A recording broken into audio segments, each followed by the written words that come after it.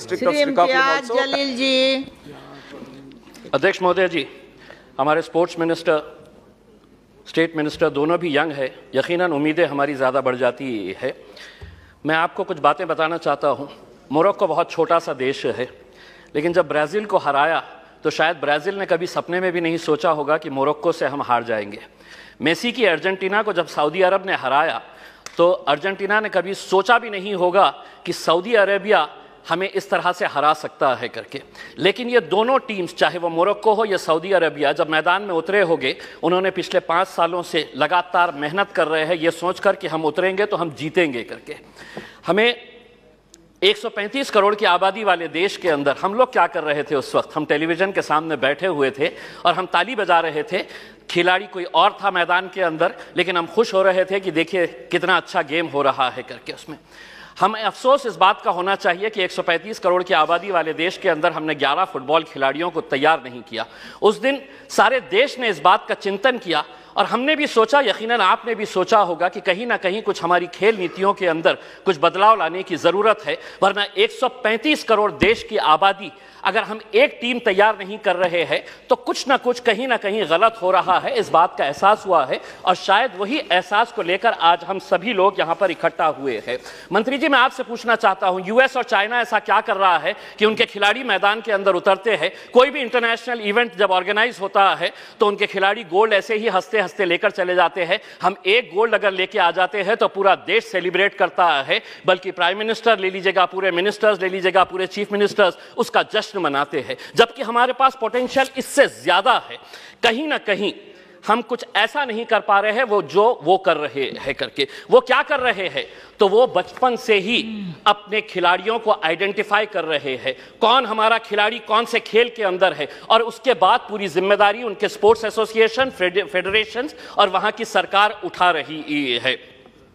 हमें मंत्री जी हमारे शॉर्ट टर्म गोल्स और हमारे लॉन्ग टर्म टारगेट्स क्या होने चाहिए, इसको आइडेंटिफाई करने की ज़रूरत है। मंत्री जी, मैं आपसे अनुरोध करना चाहूँगा, एक सर्वे करवाइएगा पूरे देश के अंदर कि कितने ऐसे स्कूल्स हैं कि जहाँ पर स्पोर्ट्स टीचर्स मौजूद है पूरे देश के अंदर, चाहे वो प्राइवेट स्कूल्स हो या गवर्नमेंट स्कूल्स है। स्पोर्ट्स टीचर्स कितने स्कूल्स के अंदर है? एक सर्वे करवाइएगा कि कितने स्कूल्स के अंदर प्लेग्राउंड्स मौजूद है। एक सर्वे करवाइएगा कि अगर ग्राउंड मौजूद है तो स्कूल के अंदर क्या एक फुटबॉल है, एक क्रिकेट का किट है, एक रेसलिंग का मैट है, क्या वहां पर बास्केटबॉल के लिए कोई सुविधा है? एक सर्वे करवा लीजिएगा पूरे देश के प्राइवेट, और तब आपको पता चलेगा कि हम लोग अगर खेलों के अंदर पीछे है तो इसकी वजह क्या है।